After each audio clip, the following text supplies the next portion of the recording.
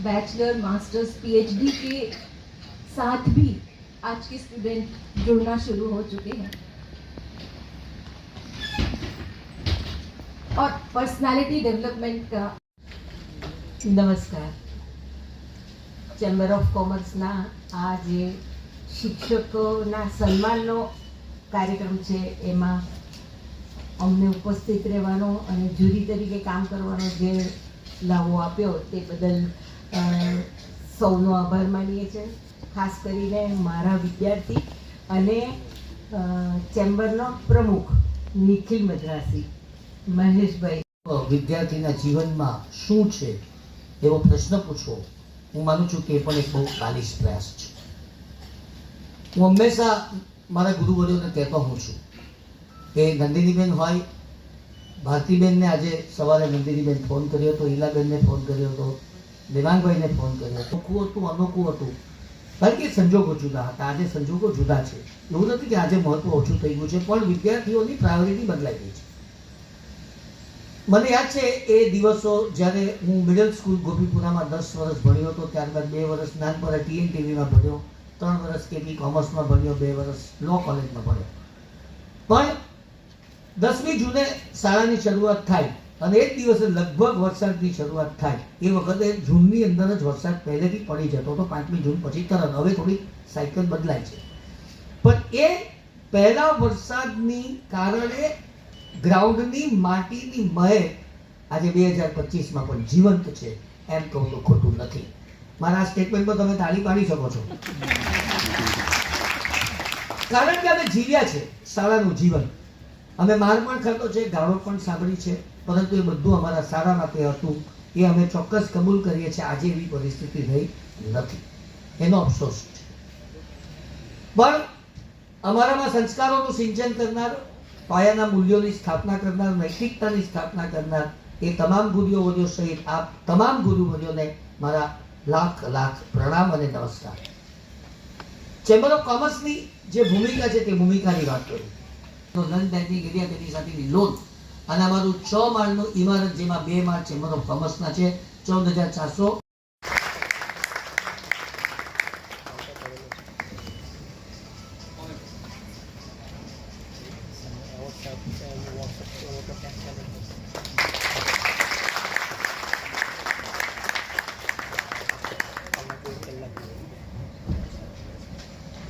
ત્યારબાદ નંદિનીબેન શાહ, એમને માટે પણ હું બોલી ગયો છું, છતાં પણ નાટક, કળા, સંગીત, સાહિત્ય, જીવન ભારતી શાળા અને બીજી અનેક શાળાઓની અંદર જેમને પ્રેરણાના પિયુષ પૂરા પાડ્યા છે એવા નંદિનીબેનનું આપણે સ્વાગત કરીશું।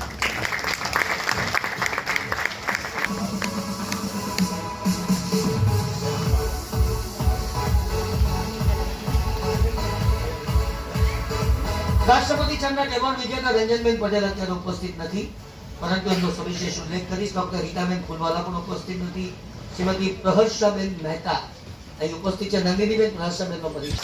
નંદિનીબેન સૌને આપનું હાર્દિક સ્વાગત છે। મનીષભાઈ, નીતિશભાઈ, શૈલેષભાઈ, બધા મિત્રો।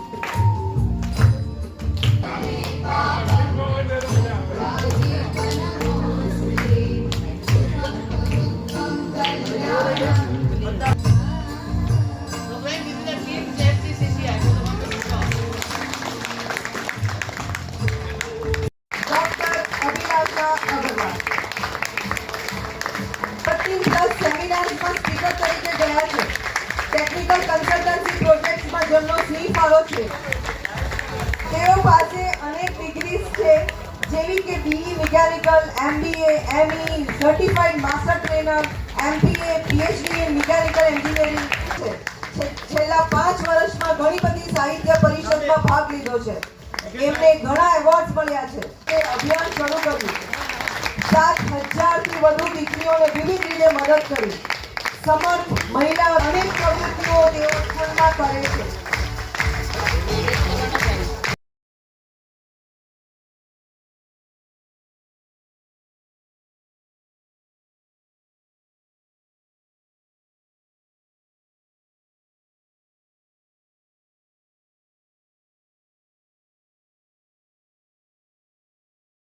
પ્રવૃત્તિઓ, સાહિત્ય, સમાજ સેવા, સાંસ્કૃતિક પ્રવૃત્તિઓ, રમત ગમત તેમના રસના વિષયો છે. 2022માં તેઓને ઇન્ડિયા બેસ્ટ ટીચરનો એવોર્ડ મળ્યો છે. તેઓના કાર્યોની ગુજરાત લેવલ અને નેશનલ લેવલ પર પણ નોંધ લેવામાં આવી છે. ન્યૂઝપેપરમાં પણ તેઓ અવારનવાર ચમકતા રહે છે. એવા ધર્મેન્દ્રભાઈ પટેલ. મિત્રો, ખોબાની વાત જાણવી જરૂરી છે. ધર્મેન્દ્રભાઈને વિનંતી કરીશ, ખોબા ગામ એની અંદર તેઓના દ્વારા અપાતું શિક્ષણ અને આવો સીધા ઉપર વેલકમ. તો આ ખોબામાં અમારી રોટરી ક્લબ પણ કેટલું બધું કામ કરે છે, બધી વાતો તેઓ કરશે. Thank you sir. જ્યારે નિખિલ સરને જોઉં છું ને રાત્રે એમના ફેસબુક પેજ પર, ત્યારે આટલી ઉંમરે આટલું બધું કરવું ને એ અઘરું છે. નહીં સર, પહેલા જ બોલ્યા કે મારી આટલી ઉંમર થઈ ગઈ છે. સોરી, પણ જે કામ માટે આપણે અહીંયા ઉપસ્થિત થયા છે એમણે વાત કરી કે સુરત જિલ્લાનું છેલ્લામાં છેલ્લું ગામ હોય તો કોબા ગામ, જ્યાં હું 2007થી શિક્ષક તરીકે ફરજ બજાવું છું. પરંતુ ત્યાં એવી પરિસ્થિતિ છે આજે પણ કે ઘણા બધા મારા વાલી વિદ્યાર્થીઓ એવા છે કે એના ઘરમાં હજુ પણ લાઈવ પંખા નથી. છેલ્લામાં છેલ્લું ગામ છે, એકદમ હાંસોટ ભરૂચ જિલ્લાની બોર્ડર પર અને સુરત જિલ્લાનું છેલ્લું ગામ. આજે પણ ત્યાંની પરિસ્થિતિ એવી છે, પરંતુ જ્યારથી શિક્ષક તરીકે ફરજ જોડાઈ છે ત્યારથી હું અને મારા શિક્ષક મિત્રો ત્યાં કામ કરી રહ્યા છે. ત્યારે રોજ સવારે બાળકોને શોધવા જવાના. તમે બધા તો સારી સ્કૂલમાંથી, સારી કોલેજમાંથી અહીં ઉપસ્થિત છો ત્યારે, કારણ કે એ પરિસ્થિતિ આપણને ખ્યાલ ના હશે, પરંતુ મારી પરિસ્થિતિ એવી છે કે મારે રોજ સવારે મારી ગાડી લઈને મારે બાળકોને શોધવા જવાના. કોઈ ખેતરમાં હોય, કોઈ ભેંસ ચરાવવા ગયા હોય, કોઈ બકરા ચરાવવા ગયા હોય, અથવા કોઈ બાળકો એમના મમ્મી પપ્પા સાથે મજૂરી કામે ગયા હોય. તો એવી પરિસ્થિતિમાં મારે ત્યાં એમને ખેતરમાં લેવા જવાના. પછી સ્કૂલે હું એમને લાવીને નવડાવું છું. પછી એમના માટે ગઈકાલે જ મેં તમામ બાળકો માટે એક જોડી કપડાં, અને સાહેબે વાત કરી એમ રોટરી ક્લબ એમની જે ટીમ છે એમના દ્વારા ગત વર્ષે અમારી શાળાને notebook, track, T shirt, pant અને સ્કેટિંગ, કારણ કે અમારી જે છેલ્લું ગામ છે ત્યાંના મારા બાળકોએ સ્કેટિંગ જોયા નથી. ઘણા એવા બાળક છે કે તાલુકો ઓલપાડ લાગે છે પણ ઓલપાડનું સ્થળ જોયું નથી. સુરતની વાત દૂર છે. પરંતુ આવી પરિસ્થિતિમાં જ્યારે 2007થી હું કામ કરું છું ત્યારે દર વર્ષે હું મારા બાળકોને મારા ખર્ચે હું જિલ્લામાં અથવા જિલ્લાની બહાર પ્રવાસે લઈ જાઉં છું. ત્યારે નિખિલ મદ્રાસી સર જેવા અનેક દાતાઓ દ્વારા હું અમારા બાળકોને આગળ લઈ જવાનો પ્રયત્ન કરું છું. મને ખાસ શોખ છે સાયકલિંગ, મેરેથોન, ટ્રેકિંગ જેવી એક્ટિવિટી હું કરું છું. અને સરે વાત કરી હમણાં કે સ્પોર્ટમાં ઘણું નામ છે. સ્ટેટ લેવલ સુધી હું સાયકલિંગમાં ગયો છું. અને વધુ વાત ન કરતા મારી બાજુમાં છે, મને ખ્યાલ ન હતો, એમને જોયા છે ફેસબુક પેજ પર, ન્યૂઝમાં, પણ આજે બાજુમાં ઊભા છે એટલે ખરેખર જેમને ઘણા world record, Guinness world record ખાલી 17 વખત ગિનિસ બુકમાં નામ છે. અને આજે ખરેખર હું મારી જાતને ધન્યતા અનુભવું છું કે મારી બાજુમાં છે અને 17 વખત જેને ગિનિસ બુક વર્લ્ડ રેકોર્ડમાં જેને સ્થાન મળ્યું હોય, આપણા સુરત માટે તો કેટલી ગૌરવની વાત છે. બરાબર. તો આજે 2 મિનિટ બોલવાનો મોકો આપ્યો. નિખિલ સર અને ટીમ નો આભાર માનું છું. Thank you. ધર્મેશભાઈ પ્રજાપતિ 2025 માટે પસંદગી થઈ છે. તાલુકા કક્ષાએ શ્રેષ્ઠ શિક્ષક પારિતોષિક 2021 થી સન્માનિત થયા છે. गुजरात राज्य द्वारा प्रतिभाशाली शिक्षक प्रशिक्षण पर सरकार दिया है. नयेश भाई पटेल.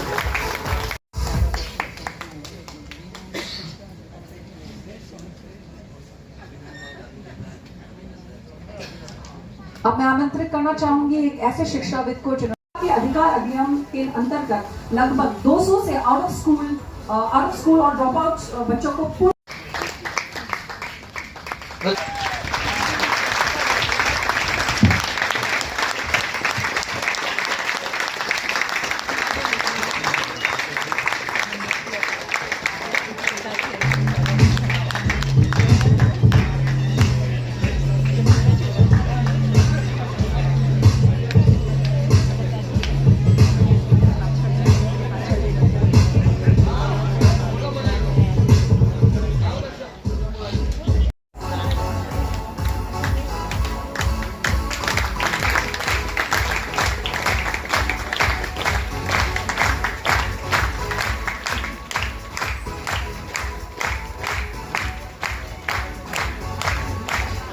મહત્વાકાંક્ષા ટોટલ કેટલી? એવું મેં ડિસાઇડ નથી કર્યું, પણ મહેનત કરતો રહીશ ને જ્યારે જ્યારે મને લાગશે કે હવે હું કરી શકું છું કંઈ, ત્યારે અટેન્ડ કરીશ. દિનચર્યા શું છે? કેવી રીતે how you motivate your day? સવાર કેટલાથી કાંઈ રાત કેટલા સુધી પડે અને બાકીના સમયગાળામાં શું પ્રવૃત્તિ? મોટિવેશન તો એવું કંઈ નથી, પણ મને જિંદગી જીવવી છે. તો બધા અહીંયા ટીચરો છે, ગુરુઓ છે, અને મને શીખવા ગમે છે, એટલે રોજ શીખતો રહું છું અને એમાં જ મજા આવે છે. નહીં, એ તો બરાબર, પણ સવારે કેટલા 5 વાગે ઉઠો, 7 વાગે ઉઠો કે એવું કંઈ નહીં, ગમે ત્યારે મારી છે? કોઈ પણ સ્પોર્ટ્સ પર્સન હોય તો એવું તો ગમે ત્યારે ઉઠે એવું તો ના બને. સો 3:30 હું ઉઠું સવારે. લો, મોદીજી કરતા બી ઉપર ના નીકળ્યા. મોદીજી બી 4 વાગે ઉઠે. અને ના ના એમની વાત બહુ અલગ છે. પછી ત્યાંથી મારું કાર્ડિયોવેસ્ક્યુલર એક્ટિવિટી થાય, પછી બ્રેકફાસ્ટ થાય, પછી ટ્રેનિંગ આપવાનું હોય મારા એના ક્લાયન્ટ્સને. પણ બ્રેકફાસ્ટ માટે બી કઈ સમય 8 કલાકમાં કરો છો એ તો કહો. 8:30 ઉઠો પછી તમે શું? નહીં તમે એમ તો દિવસમાં 7 વાર ખાઉં છું, કહીશ તો તમે થાકી જશો. નહીં, પહેલે સવારથી વર્કઆઉટ ચાલુ થઈ જાય. એમટી સ્ટમક કાર્ડિયોવેસ્ક્યુલર એક્ટિવિટી થાય. એ આપણે કાર્ડિયોવેસ્ક્યુલર એક્ટિવિટી કરે સુરતીઓ, ચાલવા જાય ને પછી બહાર ભજીયા ખાય. હા. મારું એવું નથી, બરાબર. એટલે એમાં ડિફરન્સ છે. સો ઓફકોર્સ સ્ટાર્ટિંગ મારે ટ્રેનિંગથી થાય છે. ફર્સ્ટ પ્રાણાયામ્સ કરું છું, પછી ચાલવા નીકળું છું કે જોગિંગ કરવા જાઉં અથવા સાયકલિંગ કરવા જાઉં. દિવસ હોય, બધા અલગ રૂટીન્સ મેં સેટ કર્યા હોય. અને ઓફકોર્સ જેમ જેમ મારો આવું કંઈ સ્ટન્ટ કે ડિસાઇડ કરેલું હોય મેં ગિનેસ, એ પ્રમાણે ટ્રેનિંગ મારે ફોલો કરવી પડે. ડેવલપ કરે છે. આપણે બી કઈ કરવું છે આવું મારે.